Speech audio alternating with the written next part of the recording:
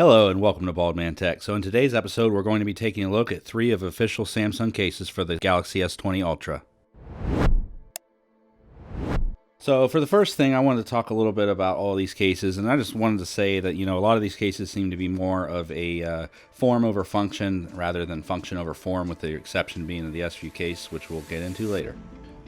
Okay, so for the first case, we have the leather case that it was a little slippery when I first got it, but I guess as my hand oil got onto the leather, it seemed to have a little bit better grip. I really like the color and the feel of it.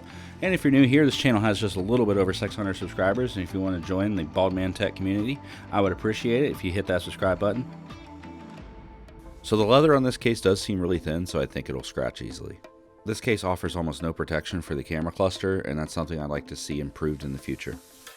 It seems like the cutout at the bottom is a little bit, like I kind of wish they would have went around the USB-C, but I guess it was easier to wrap the case that way. Inside's like this soft kind of Alcantara suede feeling. It's nice.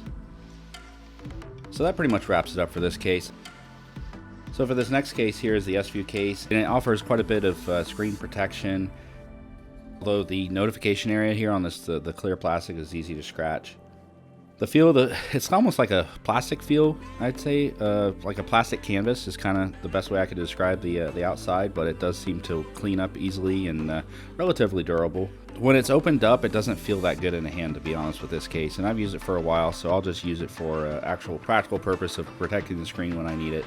Other than that, I mean, they've had the Svu cases for a long time. I think it goes way back to one of the early notes, and it definitely slides into the pocket here pretty easy.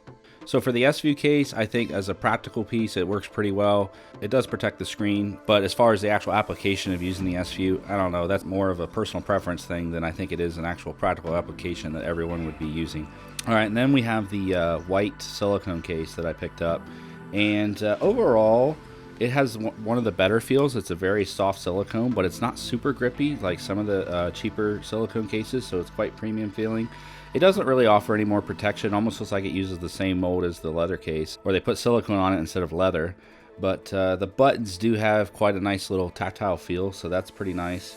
Not really a fan of the mint green interior, but once you put it on the phone, you don't see it, so I prefer just the outside color of white. It's also pretty easy to slide into a pocket too. For a silicone case, it doesn't grip too hard. Of course, being white, it shows quite a bit of dirt, but that's okay. Also, out of all the cases, this is one of the cheapest cases, so that's pretty good. This was about $25, so it's definitely one of the better values. And there are some other colors, so I highly recommend checking those out too. Thank you all for watching, and seeing you in the next review. Bye for now.